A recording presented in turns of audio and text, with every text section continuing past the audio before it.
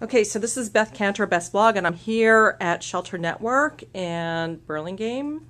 And I'm here with Mark Horvath, free agent, the creator of Invisible People and We Are Visible, and Christian Cantor, no relation, he spells it differently, who is the development director, right? Yes. For Shelter Network, and we've been working together through the Packard Foundation. So, and one thing as we were talking today, I discovered that both of you have some similarities. Besides the striped shirt. Yeah, so We're twins. yeah, so why don't you get in the shot and just tell me a little bit, what are some of the similarities? Well, I guess we've both been homeless and living on the streets at one time in our lives. And what else? Well, we both ended up working in homeless services, and I actually spent, marketing, donor dev was my background before, my latest crisis, which turned into InvisiblePeople.tv. All right. And so what's the difference here? You're with an established nonprofit, right? And you're a staff person. Exactly. And Mark, you're a free agent, right? Yes, I'm just, loud and pushy, screaming real loud about poverty and, supporting the organizations that I run across and doing the best I can to fight homelessness. Okay, Christian, so, there's a lot of nonprofits that wouldn't even invite Mark to lunch, let alone acknowledge his existence. How come your agency is different? How come you're different? Well, I think that, any time that you have somebody that's calling attention to the cause, that you need to at least listen, have open ears, because if you're not listening, then you must have a closed mind. You're not open to some of the possibilities that exist out there. And it's not to say that you can talk to everybody, but we're on the same team. We're trying to call attention to the same issue that needs to be addressed and is in the best interest of the community at large.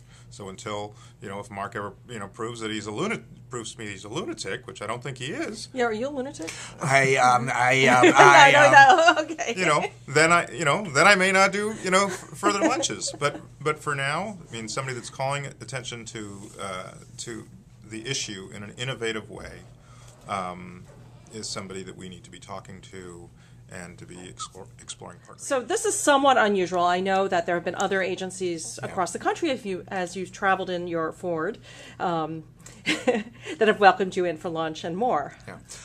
What is it about those agencies that makes them different from the ones that don't invite you to lunch? I wish I knew. I wish there was some way, like a thermometer or an agency mood ring that you would be able to. An agency mood ring. Okay. All right. So what would there be on the mood ring? Right. Oh yeah. Well, gosh. That He's a lunatic. Don't let him in the doors. Well, with a name like Hardly Normal, I have to be a lunatic. So as I travel across the country, and I've named it, I call it executive director disease. I run into this wall of this executive director, and part of it has been fueled by the legal profession putting into us, they got to have waivers, you could get sued, you got to do that. And part of it is we've become very territorial. We've become these ivory towers, and here's somebody else. And then there's also the fear of social media. So I run into... Well, yeah, you got a triple or quadruple whammy there, huh? So some organizations are very open, and those are the ones that usually have a successful social media policy. Because they have a successful social media policy, they have an open culture. Right, you have to be. To be successful in social media, there has to be some bit of transparency. I remember you once said you don't want to be so transparent you're naked as a church mouse.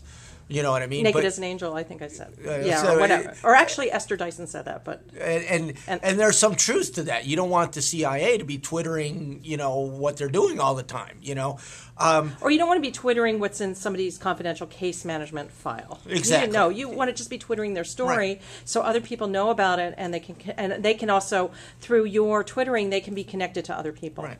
Well, homeless people often go back out on the streets.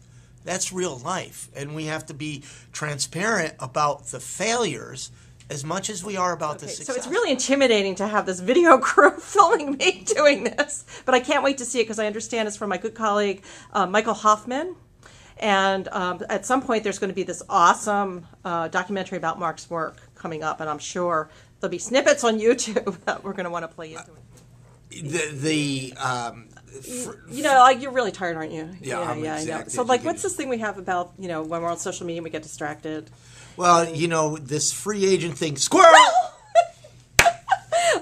Free agent thing, and you know, I don't know if you, yeah, I know you're on. I'm working with you around Facebook and Twitter. Do you ever get that? You know? You know, I'm still kind of baffled by the whole social media thing, but I figure until squirrel. Okay. Now you've been following Mark around. It's been great following Mark Squirrel. Was that good? Yes. Do you want another take? Squirrel.